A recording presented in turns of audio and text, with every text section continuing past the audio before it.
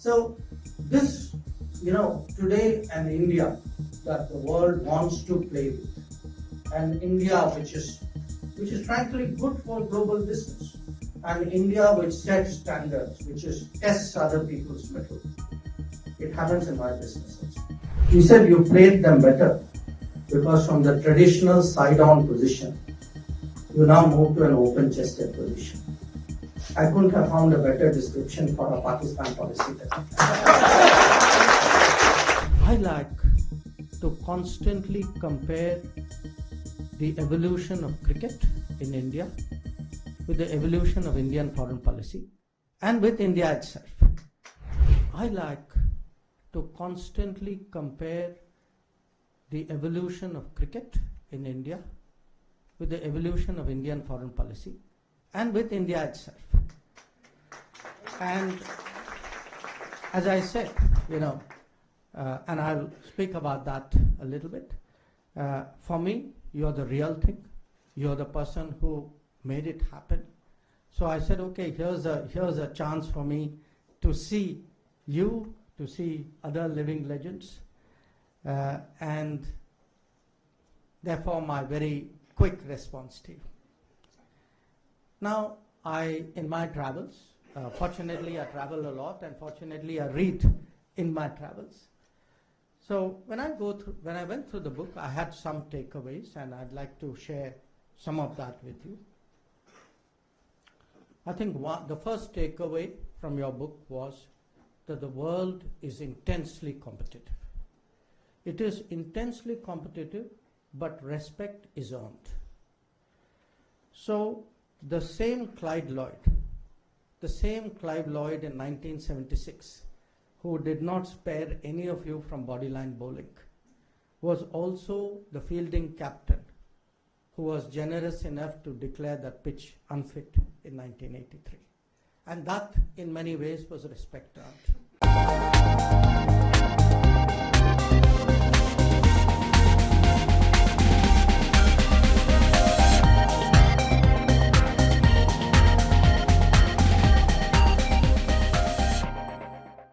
My interest as someone, who's very, a very avid follower of cricket, because to me, the common thing which between your line of work and mine is really the competitiveness. And often people, when they think of foreign policy, I get this question, saying, it must be like a chess game. A grand stratagem, you make moves. It's actually not like chess at all. It's far more like cricket. And it is like cricket because, first of all, there are many players. Two, the playing conditions keep varying. Playing at home and playing abroad are very different. You are at the umpire's whims at times. I won't even talk about the cricketing board. There are many formats, and at the end of the day, a lot of it is about psychology. I do exactly what you are doing, trying to outthink the other team, trying to get into their heads. That every time you go out there to do your business, it is actually that competitive spirit that you tell yourself, I have to win this. So I must share with you one, not a secret, but one habit. Many of my colleagues know this. We often, at least I often, use cricketing analogies to describe people.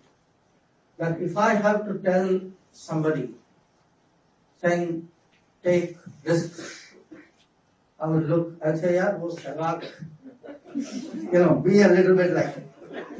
So, cricketers are great analogies to explain to people in very complex situations what they should be like in their behavior. So, in my own system, if I have to tell someone, hang in there, take it on the chin. Whatever happens, stand your ground. You are the analogy I use. Now, I can think of a few other similarities, as I said, between cricket and foreign policy.